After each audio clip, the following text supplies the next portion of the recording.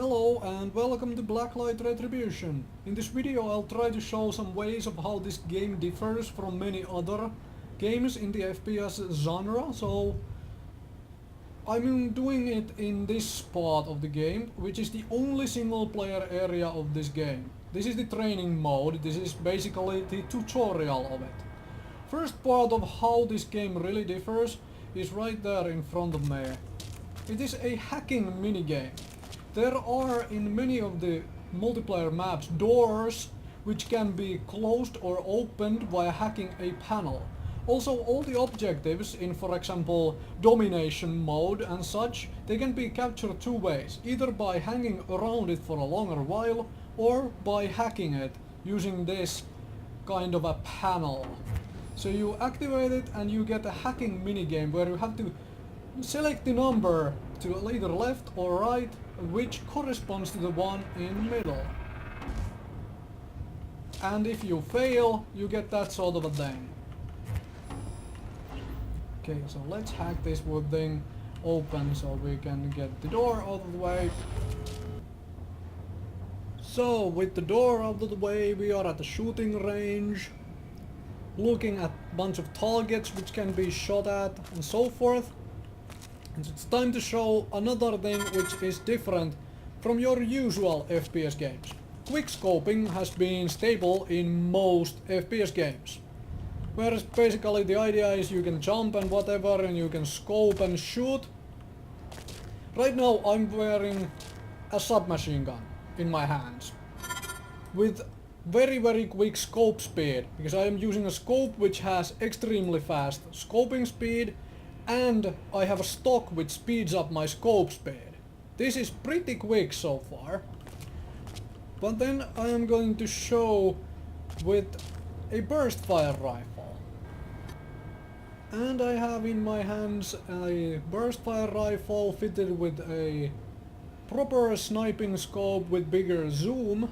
And now as if I show you the scoping time, you can see that there is a proper blackout timer which lasts for a short bit, making quick scoping, well, not fully impossible, but much harder than, for example, in many other games.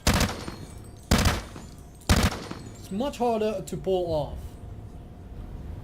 And just to show off quickly, this is the scoping speed with this scope on my submachine gun as compared to the burst fire rifle you just saw. As you can see, there is a clear difference. So let's talk about initial spread. This game features initial spread both for scope in as well as for hip firing. What does that mean? It means that your bullet might not hit the exact center of your crosshair, even if you are zoomed in. There are guns which will be able to get down to zero initial spread, like the burst fire rifle can be built for that, but you do sacrifice some other things, for example damage in this case.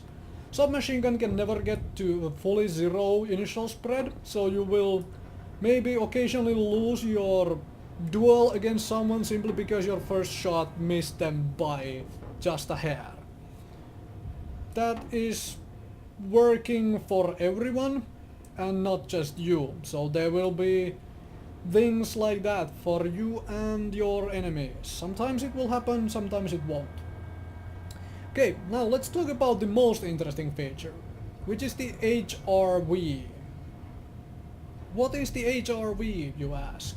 The HRV is Hyper Reality Visor, which works like this. You turn it on, you can see through walls, and you can see targets. It takes a little while to load. As you can see, there is now a notice on the screen that it's ready again.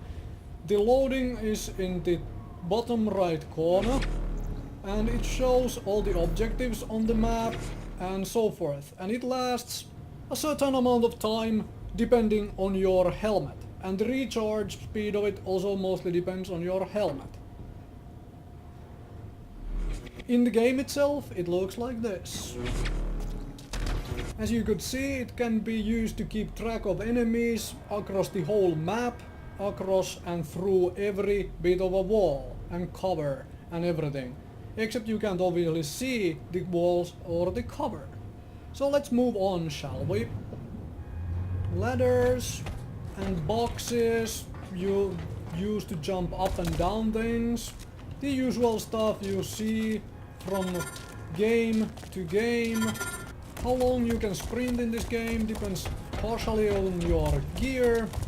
And well, sprint meter, you can at least continue sprinting as soon as the bar fills up a little. The meter is located at the bottom left corner below the health.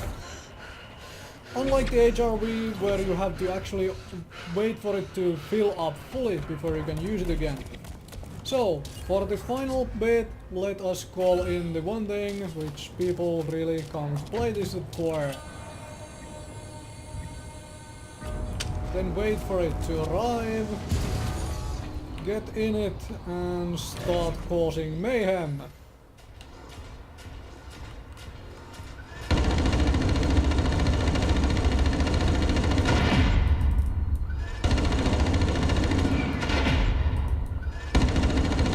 Interested yet? If so, come play Blacklight Retribution with us. And thank you very much for watching.